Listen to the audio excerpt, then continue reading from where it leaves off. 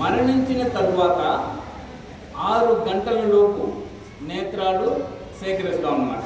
నేత్రం దానం చేస్తారు, దాన్ని నేత్రదానం అంటారు. ఓకేనా?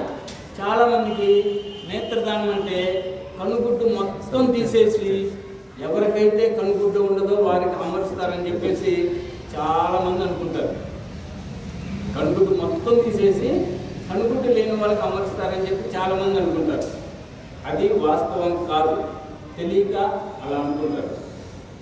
నేత్రదానం అంటే కనుగుడ్డు మొత్తం తీయం, నల్లగుడ్డు ముందు ఉండేటువంటి చిన్ని తెల్లని పల్చటి పొర, ట్రాన్స్పరెంట్ లేయర్, దాన్ని కార్నియా అంటాం. ఏమంటాం? కార్నియా. ఆ ఒక్కటే తీసేది. దాని ప్లేస్లో మళ్ళీ ఒక ప్లాస్టిక్ క్యాప్ పెట్టేస్తాం. మన కంట్లో నల్లగుడ్డు అక్కడే ఉంటుంది, తెల్లగుడ్డు అక్కడే ఉంటుంది. మరణించిన తర్వాత కదా మనం తీసేది. కన్నురెప్ప పెట్టినప్పుడు పొరపాటును తెలుసుకున్నా న్యాచురల్గా ఉంటుంది. ఎవరు కూడా ఫేస్ వికృతంగా అవుతుందనో రక్తం కారుతుందనో అలా అనుకోవాల్సిన అవసరం లేదు. నిద్రపోతున్నప్పుడు ఎలా ఉంటుందో అలాగే ఉంటుంది. ఫేస్లో ఎటువంటి చేంజ్ ఉండదు. ఈ కంటికి ఒక 5 నిమిషాల సమయం పడుతుంది, ఈ కంటికి ఇంకొక 5 నిమిషాల సమయం పడుతుంది. ఓకేనా? చిన్నపిల్లలు కూడా నీకు బాలలే రేపటి పౌరులు. మీలో చాలామంది డాక్టర్స్ ఉండొచ్చు, ఇంజనీర్లు ఉండొచ్చు, కలెక్టర్లు ఉండొచ్చు, ఎమ్మెల్యేలు ఉండొచ్చు, ఏదైనా కావచ్చు. మీలో చాలామంది ఇప్పటి నుంచే మీరు సమాజానికి ఉపయోగపడేటువంటి మంచి మంచి కార్యక్రమాల గురించి మీరు తెలుసుకుంటే పెద్ద అయిన తర్వాత మీరు అటువంటి పనులే చేస్తారు. అవునా కాదా? ఇప్పటి నుంచే మీరు అబద్ధాలు ఆడటం, మోసం చేయటం, లేకపోతే ఇంకా రకరకాల చెడు అలవాట్లు అబ్బితే పెద్ద అయిన తర్వాత కూడా చెడ్డవాడిగానే ఉంటారు మీరు కదా. అవునా? కాబట్టి మంచి మాటలు నేర్చుకోండి, హృదయంలో పదిలపరచుకోండి. పెద్ద అయిన తర్వాత సమాజానికి ఉపయోగపడేటువంటి గొప్ప వ్యక్తులుగా అవ్వండి. ఓకేనా? సరే, మైక్ వచ్చేలోపు మిమ్మల్ని సరదాగా చిన్న చిన్న ప్రశ్నలు అడుగుతా. ఎవరైతే కరెక్ట్గా ఆన్సర్ చేస్తారో వారికి గిఫ్ట్ కూడా ఇస్తా అని చెప్పానా? రెడీనా మీరు? గర్ల్స్ తెలివిగల పిల్లల, బాయ్స్ తెలివిగల పిల్లల ఇందాక మాస్టర్ గారు చెప్పారు. ఎవరో చూద్దాం. ఓకేనా? మీరు నిద్ర లేచిన దగ్గర నుంచి మళ్ళీ పండుగ పోయిందాకా స్కూల్ టైం తప్పించి ఏం చేసే పని ఏంటి? ఫోన్ చూస్తారు కదా. ఎవరో ఒకళ్ళ ఇద్దరు చూడరేమో, అందరూ చేసే పని అదే. Okay please silence. ఫోన్లో ఏం చూస్తాం మనం? యూట్యూబ్ చూస్తాం. యూట్యూబే కదా, రీల్స్ ఉంటాయి కదా, చూస్తారు. అయితే నేను అడిగే ప్రశ్న ఏంటంటే, యూట్యూబ్ని తెలుగులో ఏమంటారు? యూట్యూబ్ని తెలుగులో ఏమంటారు చెప్పండి? యూట్యూబ్ని తెలుగులో ఏమంటారు?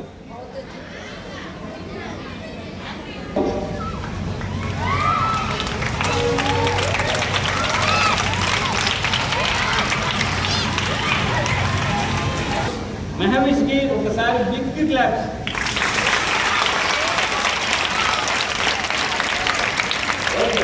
నువ్వు గొట్టము. యూ అంటే నువ్వు, ట్యూబ్ అంటే మీ గొట్టము అని అర్థం.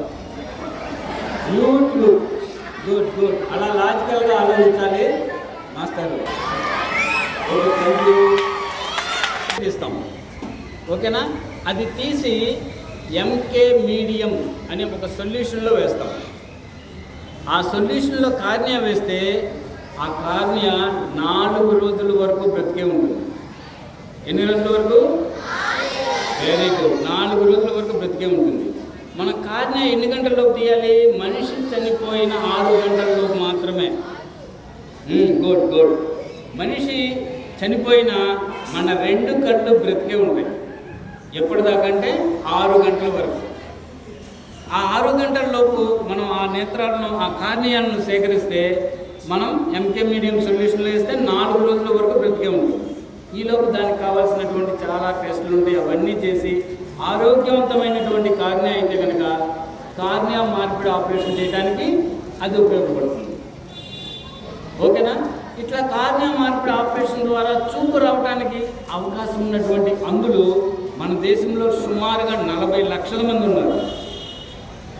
ఎంతమంది ఉన్నారు? 40 లక్షల మంది ఈ కార్నియా మార్పిడి ఆపరేషన్ ద్వారా చూపు రావడానికి అవకాశం ఉంది. వారిలో మోర్ దెన్ 50% అంటే 20 లక్షలకు పైగా 12 సంవత్సరాల వయసు కన్నా తక్కువ ఉన్నటువంటి మీతోటి బాలబాలికలే. అర్థమైందా? చిన్న చిన్న పిల్లలే ఎక్కువ మంది ఈ కార్నియా మార్పిడి ఆపరేషన్ కోసం ఎదురు చూస్తూ ఉన్నారు. ఎందుకు ఈ కార్నియా మార్పిడి ఆపరేషన్ అవుతుందంటే, మనం కార్నియా కలెక్ట్ చేస్తాం కదా, ఈ కార్నియా ఎవరికైతే పాడవుతుందో వారికి అమరుస్తారు. అసలు ఈ కార్నియా ఎందుకు పాడవుతుంది? కార్నియా ఎందుకు పాడవుతుందంటే, మీరు చిన్నపిల్లలు ఆటలాడుకుంటూ ఉంటారు, పొరపాటున ఏదో అవతలోడి చెయ్యో ఏదో లేకపోతే ఏదో స్టిక్కో తగులుతుంది. మీరు భయం చేత పేరెంట్స్కి చెప్పరు, అది ఇన్ఫెక్ట్ అయిపోతుంది. ఆ నల్లగుడ్డు ముందున్న కార్నియా మొత్తం మసకబారిపోయి తెల్లగా పొగేసిపోతుంది, ఇన్ఫెక్షన్ వచ్చేస్తుంది. అప్పుడు చూపు కనపడదు.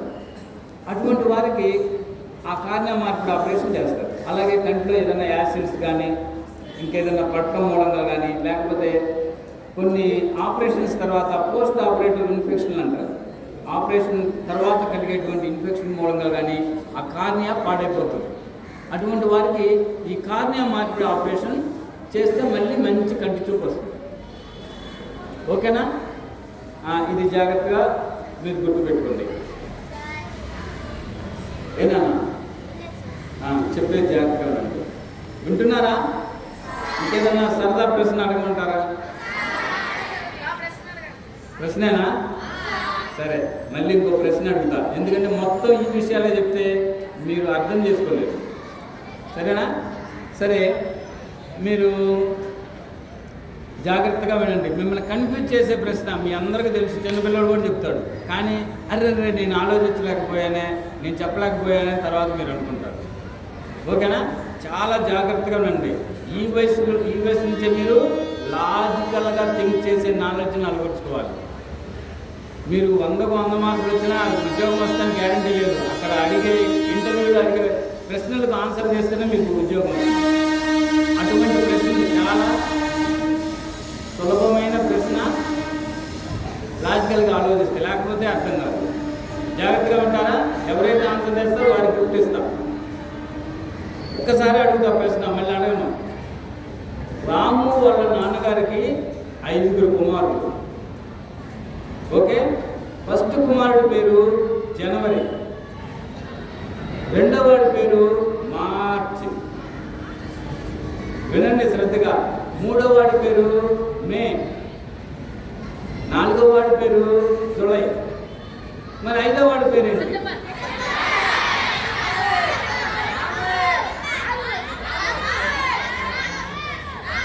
మీరందరూ కరెక్ట్ ఆన్సర్. అక్టోబర్ కాదు, రాము చాలా మంది చెప్పారు. ప్లీజ్ సైలెన్స్ కూర్చోండి, అందరూ కూర్చోండి. చాలా స్కూల్స్లో ఈ ప్రశ్న అడిగితే ఎవరో చెప్పలా. మీరు చాలా క్రమశిక్షణతోటి ఒక్కసారి ఉంటేనే నేను అడిగిన ప్రశ్నలో లాజిక్ని పట్టేశారు. కాబట్టి మీరు భవిష్యత్తులో చాలా చాలా ఉన్నత స్థితిలోకి వెళ్ళాలని మనస్ఫూర్తిగా కోరుకుంటున్నాను. ఓకే,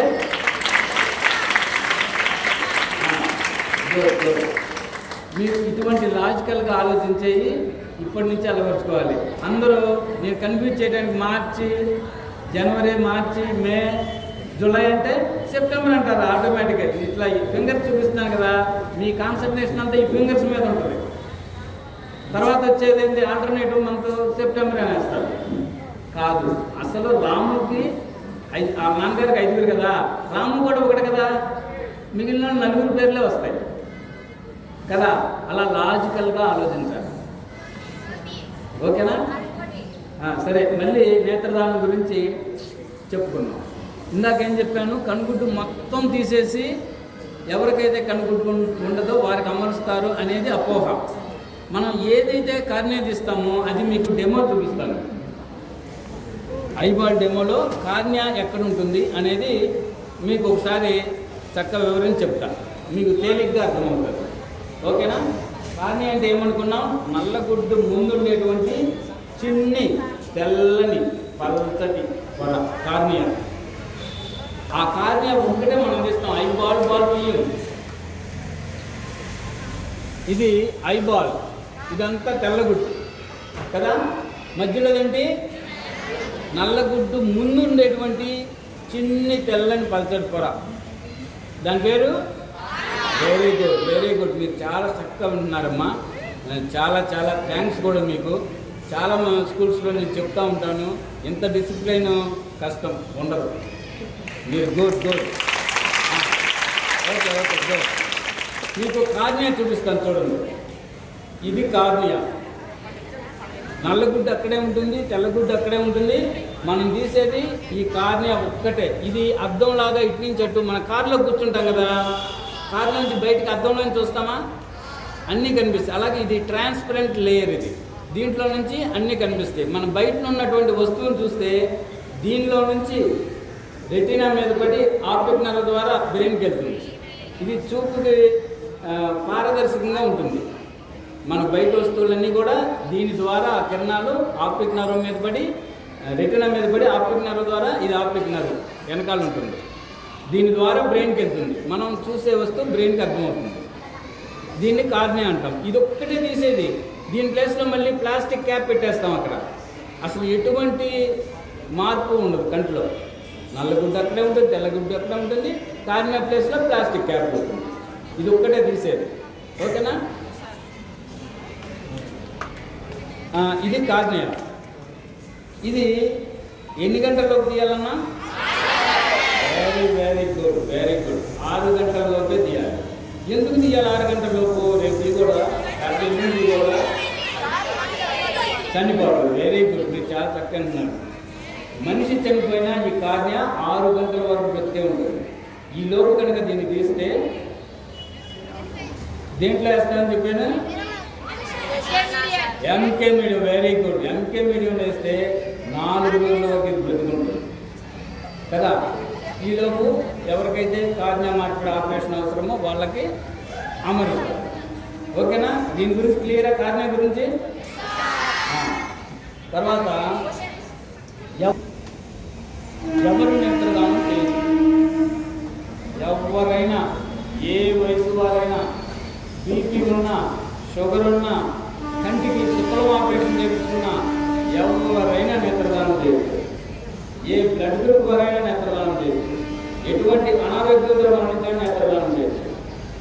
6 గంటల్లో మనం సేకరించి దానికి చాలా పరీక్షలు ఉంటాయి ఆ కార్నియాకి. అలాగే చనిపోయిన వ్యక్తి నుంచి బ్లడ్ శాంపిల్ కూడా తీసుకుంటాం. ఇక్కడ జగ్గులర్ వేయడం ఉంటుంది, దాంట్లో వచ్చి బ్లడ్ శాంపిల్ తీసుకుంటాం. ఎందుకంటే అతనికి అంటువ్యాధులు ఏమైనా ఉన్నాయా లేదా తెలుసుకుంటారు. అంటువ్యాధులు అంటే హెచ్ఐవి, హెపటైటిస్ బి అటువంటి ఏదైనా ఉంటే కనుక అవి కంటి మార్పిడి ఆపరేషన్కి ఆ కార్నియాని ఉపయోగించారు దానికోసం. ఓకే? కాబట్టి ఎవరైనా నేత్రదానం చేయొచ్చు. అయితే ఎవరు నేత్రదానం చేయకూడదు అంటే పాయిజన్ తీసుకున్న వాళ్ళు, నీళ్ళల్లో మునిగి చనిపోయిన వాళ్ళు, హ్యాంగ్ చేసుకున్న వాళ్ళు, ఇటువంటి వాళ్ళకి ఆల్రెడీ కంటి ఈ కార్నియా డ్యామేజ్ అయిపోయి ఉంటుంది. వాళ్ళ కార్నియాస్ ఉపయోగపడవు. ఓకేనా? అర్థమైందా? ఎవరు నేత్రదానం చేయొచ్చు అంటే ఎవరైనా నేత్రదానం చేయొచ్చు. ఎవరు చేయకూడదంటే పాయిజన్ తీసుకున్న వాళ్ళు, నీళ్ళల్లో పడి మునిగిపోయిన వాళ్ళు, హ్యాంగ్ చేసుకున్న వాళ్ళు, అలాగే జాండీస్ ఉన్న వాళ్ళు కూడా నేత్రదానం కంటి మార్పిడి ఆపరేషన్కి, కార్నియా మార్పిడి ఆపరేషన్కి అవి ఉపయోగపడవు. ఓకే? మళ్ళీ జాండీస్ అంటే తస్కీలు కూడా ఉంటే కనుక అది కార్నియా పాడైపోతుంది. కార్నియా మార్పిడి ఆపరేషన్కి ఉపయోగపడుతుంది. నేత్రదానానికి సంబంధించి అవి నేను చాలా విషయాలు చెప్పలేదు. ఇందులో 2 కార్నియాస్. మనం ఏమనుకుంటాం? మరో 2 ఈ ప్రపంచాన్ని చూసే భాగ్యాన్ని కల్పించిన వాళ్ళం అనుకుంటాం. ఒక వాళ్ళు చనిపోతే 2 కార్నియాస్ వస్తే 2 చూపు వస్తుంది కదా. అయితే ఇప్పుడు కొత్తగా వచ్చినటువంటి టెక్నాలజీ, కొత్తగా అంటే చాలా కాలం నుంచి ఉంది, మన ఇండియాలో కూడా జరుగుతుంది. ఒక కార్నియాకి 5 లేయర్స్ ఉంటాయి. ఒక్కొక్క కార్నియాకి 5 లేయర్స్ ఉంటాయి. ఏ లేయర్ పాడైందో ఆ లేయర్ తీసి మార్చే టెక్నాలజీ కూడా మన ఇండియాలో అందుబాటులో ఉంది. అంటే ఒక కార్నియా ద్వారా 5గురికి చూపు వచ్చే అవకాశం ఉంటుంది. మరి 2 కార్నియాస్ వస్తాయి కదా, చనిపోయిన వ్యక్తి దగ్గర నుంచి 10 మందికి చూపు వచ్చే అవకాశం వస్తుందన్నమాట. అటువంటి టెక్నాలజీని డెవలప్ చేశారు. అది ఎట్లా డెవలప్ చేశారంటే, మనం సేకరించినటువంటి ఏ కార్నియా వేస్ట్ కాదు,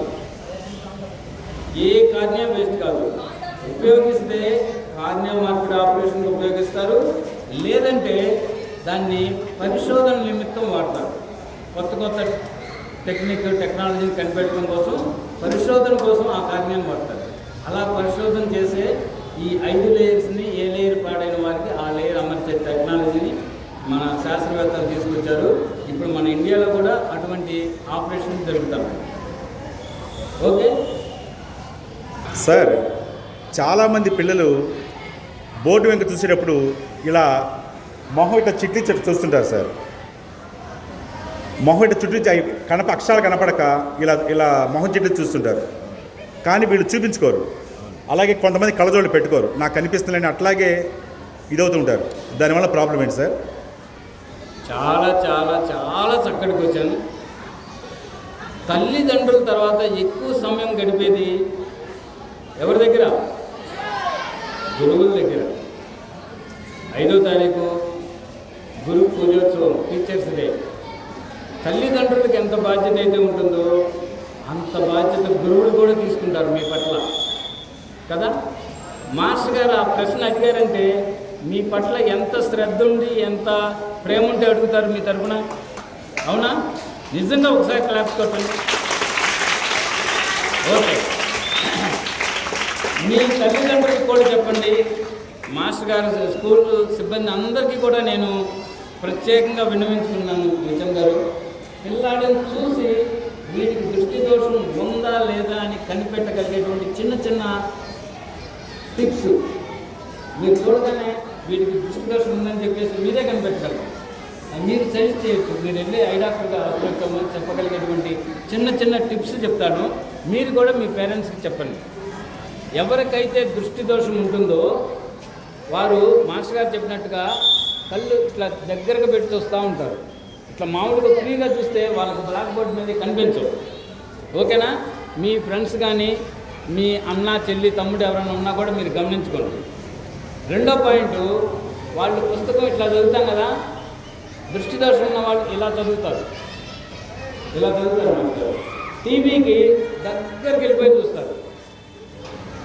అది 2వ సిమ్టమ్. ఇంకా 3వది, రాసేటప్పుడు మనం ఇట్లా ఉండి రాసుకుంటాం కదా, వాళ్ళు ఆ పుస్తకం మీద పడిపోయి రాస్తూ ఉంటారు, కనిపించదు. డోంట్ లవ్, పాపం వాళ్ళు పడే ఇబ్బంది చెప్తున్నా. బాగా దాని బుక్ మీద పడిపోయి రాసుకుంటూ ఉంటారు. ఈ లక్షణాలన్నీ కూడా దృష్టి దోషం ఉన్నట్లుగా మనం అనుమానించాల్సిన పరిస్థితి. అటువంటి వారు తప్పనిసరిగా కంటి డాక్టర్ గారి దగ్గరికి వెళ్ళి పరీక్ష చేయించుకోవాలి. అలాగే వైటమిన్ ఏ లోపం ఉంటుంది. విటమిన్ ఏ లోపం మూలంగా కూడా కొంతమంది కనిపించదు, ఇంకా రకరకాల కంటి సమస్యలు వచ్చే అవకాశం ఉంటుంది. విటమిన్ ఏ ఎక్కువగా ఉండేటువంటి ఆహార పదార్థాల గురించి చెప్తాను. మీ అందరికీ ఒక కాగితం ఇచ్చాను కదా, దాని వెనుక భాగాన విటమిన్ ఏ ఎక్కువగా లభించేటువంటి ఆహారాలన్నీ కూడా ఉంటాయి. పాలకూర, బత్తల కూర, మెంతికూర, పాలు, గుడ్డు, చేపలు అంటే సీ ఫుడ్, అలాగే బొప్పాయి, క్యారెట్, అన్నిటికంటే బెస్ట్ మ్యాంగో. సీజన్ అయిపోయింది కాబట్టి ఈసారి సీజన్లో మ్యాంగో చక్కగా తినండి. బజార్లో కాదు, చెట్టు నుంచి కోసుకొని ఇంట్లో పండేసుకుని తినండి. కంటికి చాలా చాలా మంచి విటమిన్ ఏ లభించేటువంటి ఫ్రూట్. తర్వాత ఏ పని చేయాలన్నా శక్తి కావాలి కదా, మీకు కంటికి శక్తి ఉండాలి. మీరు చేసే పని చదువుకుంటున్నారు కదా, మంచి కంటి చూపు కావాలి. కంటి చూపుకి కావాలంటే విటమిన్ ఏ ఎక్కువగా లభించేటువంటి ఆహారం తీసుకోవాలి. మీ దగ్గర ఉన్నటువంటి స్లిప్ వెనక బాగానే ఉంటుంది. అట్లాగే టీవీకి ఎంత దూరం నుంచి చూడాలి, ఇంకా రకరకాల జాగ్రత్తలన్నీ కూడా మీరు చదువుకుని మీ ఫ్రెండ్స్కి, మీ పేరెంట్స్కి అందరికీ తెలియపరచండి. ఓకే, ఇంకా నాకే ఫ్రెండ్స్ నుంచి ఒక ప్రశ్న అడుగుతున్నా సార్. అది విషయం ఏంటయ్యా అంటే, సెల్ ఫోన్ ఇలా చూస్తున్నప్పుడు ఆ సెల్ ఫోన్ కాంతి ఆ ముఖం మీద పడతా ఉంటుంది సార్, పిల్లల మీద. వాడు అలాగే ఇలా కన్నార్పకుండా చూస్తూ ఉంటాడు. ఆ లైటింగ్ అంతా మీద పడినప్పుడు కంటికి ఏమైనా దెబ్బ తగులుతుందా, కంటికి ఏమైనా ఇబ్బంది వస్తుందా అంటే, ఇప్పుడు ఈ వయసులో వాళ్ళకి ఏమి ఇబ్బంది ఏమి అనిపించదు, కానీ ఫ్యూచర్లో ఏమైనా ఇబ్బందా? అసలు రేత్రిపూట సెల్ ఫోన్ చూడొచ్చా చూడకూడదా? ఓకే అండి, ఓకే మాస్టర్, చాలా మంచి ప్రశ్న వేశారు. ఇప్పుడు వచ్చేటువంటి పిల్లలు జాగ్రత్తగా ఉండండి. ఇప్పుడు వచ్చేటువంటి కంటి సమస్యలు మోర్ దాన్ 90% సెల్ ఫోన్ మూలంగా. గమనించారా? సెల్ ఫోన్ మూలంగానే ఎక్కువ కంటి సమస్యలు వస్తున్నాయి. ఎటువంటివి వస్తాయంటే కళ్ళు మంటలు, ఫస్ట్ తెచ్చేది కళ్ళు మంటలు, నీళ్లు గారటం, తలనొప్పి, మెడ నొప్పి. ఈ 4 ప్రధానంగా వస్తాయి. కళ్ళు మంటలు, జాగ్రత్త ప్లీజ్, కళ్ళు మంటలు, నీళ్లు గారటం, తలనొప్పి, మెడ నొప్పి, ఈ 4 వస్తాయి. ఎందుకు వస్తాయంటే మనం నిమిషానికి, జాగ్రత్తగా ఉండండి, మళ్ళీ ఇంకో ప్రశ్న అడుగుతా, సరదా ప్రశ్న, మీరు జాగ్రత్తగా ఉంటే, మనం నిమిషానికి 15 నుంచి 20 సార్లు బ్లింక్ చేస్తాం కన్ను. ఎన్నిసార్లు? 15 నుంచి 20 సార్లు బ్లింక్ చేస్తాం. కానీ ఫోన్ చూసేటప్పుడు వెలుతురులో చూసినా కూడా 5-6 సార్ల నుంచి మనం బ్లింక్ చేయం. మనం ఇంట్రెస్ట్ కొద్దీ ఇట్లాగే చూస్తుంటాం. బ్లింకింగ్ పర్సెంట్ తగ్గిపోతుంది. మరీ ప్రత్యేకంగా చీకట్లో చూస్తే ఆ ఫోన్ నుంచి వచ్చేటువంటి రేసెస్ మొత్తం కంటిలోకి వెళ్ళిపోతాయి. వెలుతురులో ఉంటే ఈ వెలుతురు ఆ రేస్ని కొంతవరకు కట్ డౌన్ చేస్తాయి. అదే చీకట్లో అయితే మొత్తం కిరణాలు కంటిలోకి వెళ్ళిపోతాయి. చాలా చాలా ప్రమాదం. పిల్లలు ఎట్టి పరిస్థితుల్లో మీరు లైట్ వేసుకుని కొద్దిసేపు మాత్రమే చూడండి, 10 నిమిషాలు 5 నిమిషాలు. అది కూడా మీ చదువుకు సంబంధించిన విషయాలు అయితేనే చూడండి. మీరు యూట్యూబ్లో రీల్స్ అవన్నీ చూస్తే మీకు బ్లింకింగ్ పర్సెంట్ తగ్గిపోయి కంటి సమస్యలు వచ్చే అవకాశం ఉంది. తర్వాత మరీ ముఖ్యంగా ఇంకో విషయం చెప్తున్నా వినండి. కార్నియా ఎన్ని గంటల్లోపు తీయాలని చెప్పాను? 6 గంటల్లోపు. ఎందుకు 6 గంటల్లోపు అంటే అది తేమతో మాత్రమే, అది కార్నియా లైవ్లో ఉంటుంది, బ్రతుకుంటుంది. కంటిలో తేమ ఉంటుంది. ఆ తేమ 6 గంటల తర్వాత డ్రై అయిపోతుంది. ఈ 6 గంటల్లోపు మాత్రమే మనం తీయాలి. అది అప్పుడు బ్రతుకుంటుంది. మీరు రెప్ప కొట్టకుండా ఇలాగే ఫోన్ చూస్తూ ఉన్నారనుకోండి, ఆ కన్ను డ్రై అయిపోతుంది. మీకు దృష్టి దోషాలు రావడానికి చాలా చాలా ఎక్కువ అవకాశం ఉంది. కంటిలో ఉన్నటువంటి ఆ తేమ డ్రై అయిపోయి కళ్ళు మంటలు, నీళ్లు గారడం, ఇంకా కనిపించకపోవడం, ఇటువంటి కారణాలు, ఇటువంటి సమస్యలన్నీ కూడా వస్తాయి ఫోన్ చూడటం వలన. ముఖ్యంగా చీకట్లో చూసే వాళ్ళకి మరి ఎక్కువగా వచ్చే అవకాశం ఉంది. ఓకేనా? చీకట్లో ఎట్టి పరిస్థితుల్లో చూడొద్దు, మంచి వెలుతురులో ఫోన్ చూడండి. మీ చదువుకు ఉపయోగపడేటువంటి, మీ చదువుకు సంబంధించినవే చూడండి. రీల్స్, యూట్యూబ్లో ఆటలు అవన్నీ చూసే వాళ్ళకి ఇంకొక ప్రమాదం కూడా కొంచెం ఉంది. జ్ఞాపక శక్తి తగ్గిపోతుంది. మీరు చదువుకునే పాఠాలు గుర్తుంచుకోవాలి కదా, గుర్తుండవు. జ్ఞాపక శక్తి కూడా దొరుకుతుంది. కాబట్టి మీరు చదువుకు సంబంధించి మాత్రమే చూడండి దయచేసి.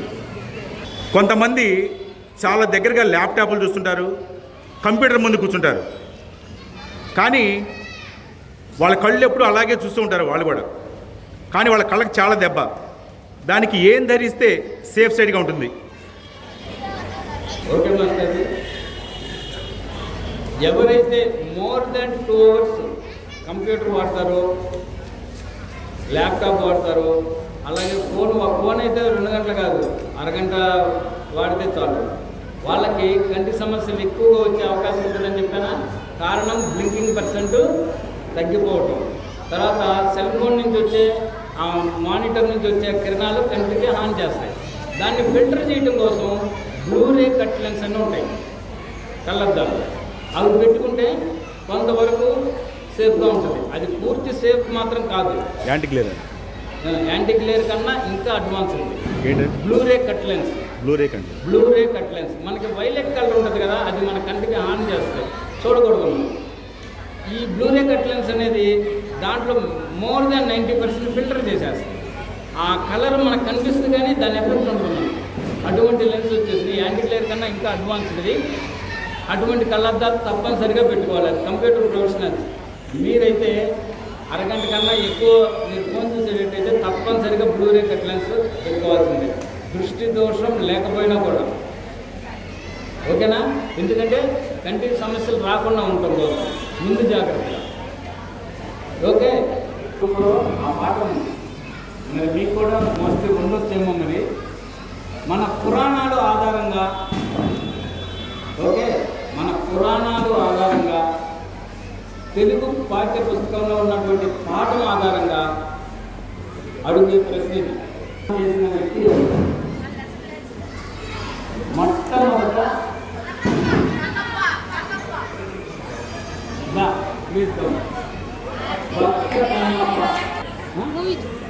మూవీ చూసాడు. భక్త కన్నప్ప సినిమా కూడా ఉంది, సినిమా చూసాడు. Okay, good.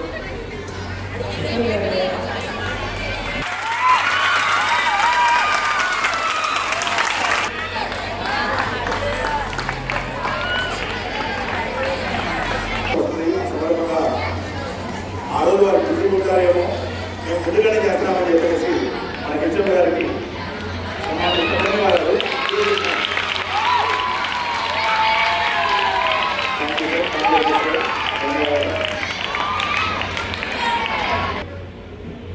First winner boys అనుకుంటారు, గర్ల్స్ అనుకుంటారా? Yes, Pathan Shubhana NCR understood. Give big hand.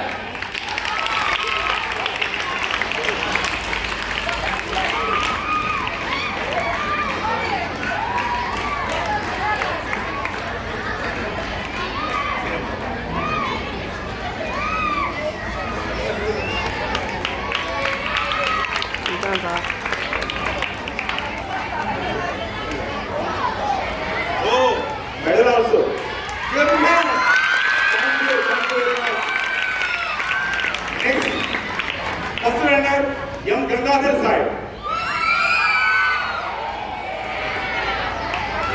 Girls se kaadu, boys se kaadu, we can do this. Give him a hand.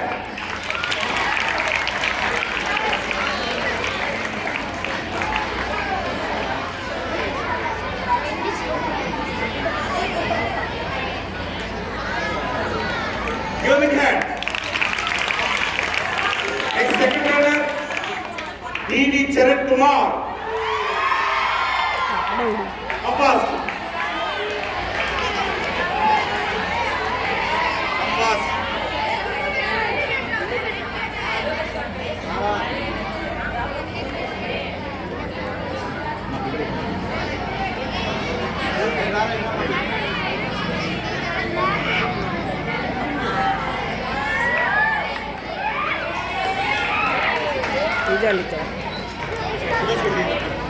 Photos తెస్తున్నాం.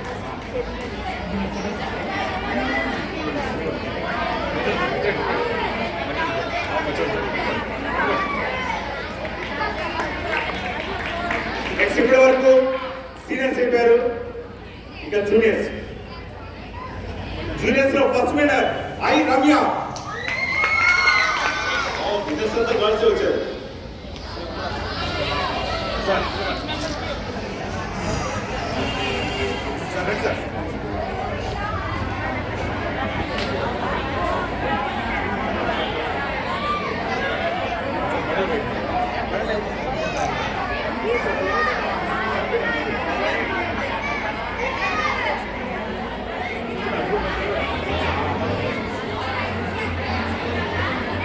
Give a big hand. Next, first runner, Sheikh Jasmine. Come fast.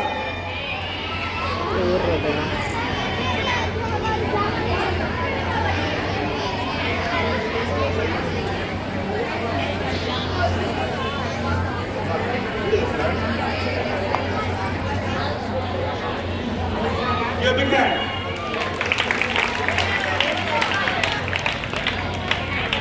Next, second runner, K. Ramya.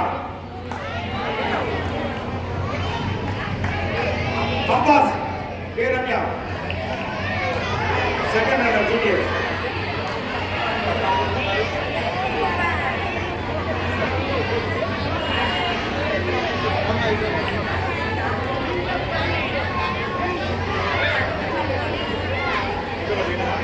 అదే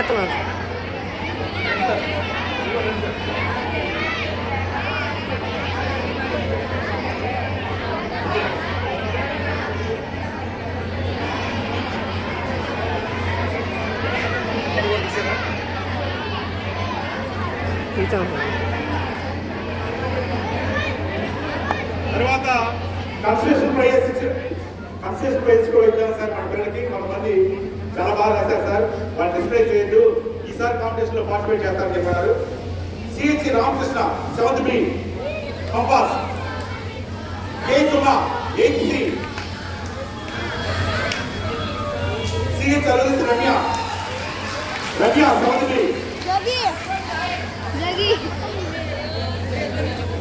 ఎం Nikhil 10th C,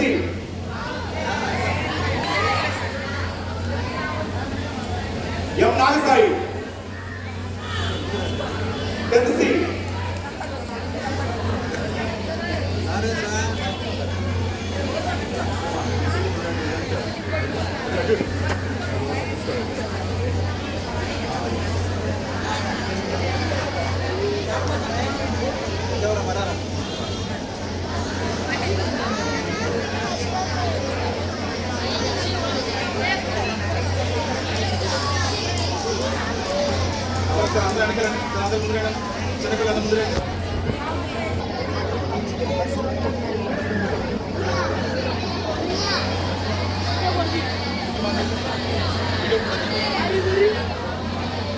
ఇంకా November నెల రాబోతుంది కాబట్టి drawing competitions అని, essay writing, electrician ఇవన్నీ ఉంటాయి. అలాగే cultural programmes అన్నిటి కూడా ప్రతి ఒక్కరు కూడా కళావసరమైన ప్రోగ్రామ్స్ ఉంటాయి. అన్నింటి కూడా ప్రతి ఒక్కరు పార్టిసిపేట్ చేసి మిమ్మల్ని మీరు ప్రూవ్ చేసుకోవాలి. Okay, all the best.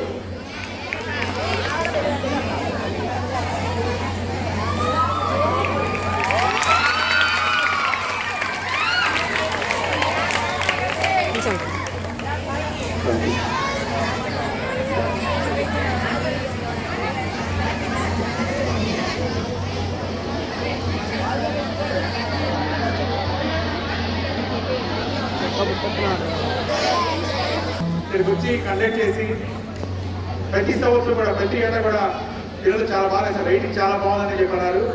అందుకే ప్రతి ఒక్కరు కూడా రైటింగ్ మీద శ్రద్ధ పెట్టండి. కంటెంట్ ఎలా ఉన్నా రైటింగ్ బాగుంటే ఆటోమేటిక్ వచ్చేస్తారు. వీటికి మరొకసారి ధన్యవాదాలు చెప్తాను. Thank you.